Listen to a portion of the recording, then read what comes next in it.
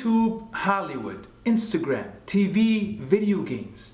What do each of these have in common? They all require the use of a camera. Look at the presence of technology around us today. It is obvious that the invention of the camera has truly changed our world. It has made things that might have once seemed impossible, possible. Like seeing satellite images of Earth, or being able to look back on your childhood memories through photos and videos. Looking back in history, it was one man that made a discovery that led to the invention of the camera and made all this possible. A Muslim man by the name of Hassan ibn al-Haytham.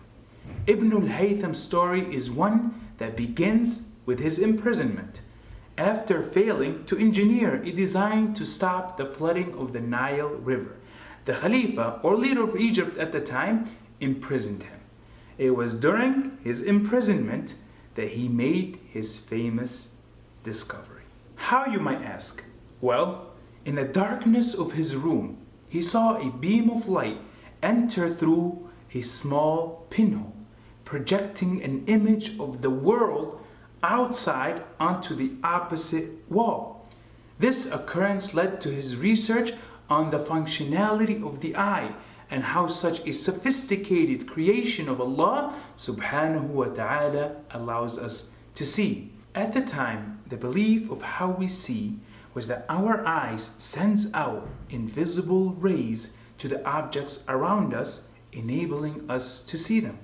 After further research and experimentation, he discovered that we actually see because rays of light enter our eyes after being emitted off objects we are looking at, enabling us to see. Ibn al-Haytham's experiments mainly consisted of a dark room with a pinhole, a room he referred to as al-Ghurfa al-Muzlima, the darkened room, later translated to Latin as camera obscura, which means a dark room. This room forms the basis of photography.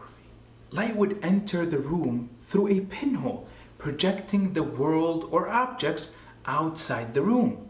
Through the use of al-Ghurfa al-Muzlima, he also concluded that light traveled in a straight line because the image projected on the opposite wall was reversed.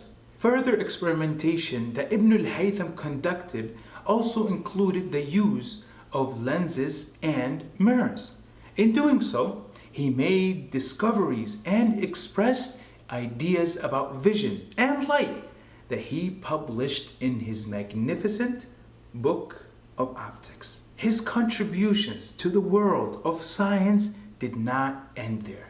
Through his meticulous research and experiments, he came to realize that we as humans are prone to error, and in order to prove or disprove a theory, precise steps during one's experimentation needs to take place. As a result, he devised the scientific method.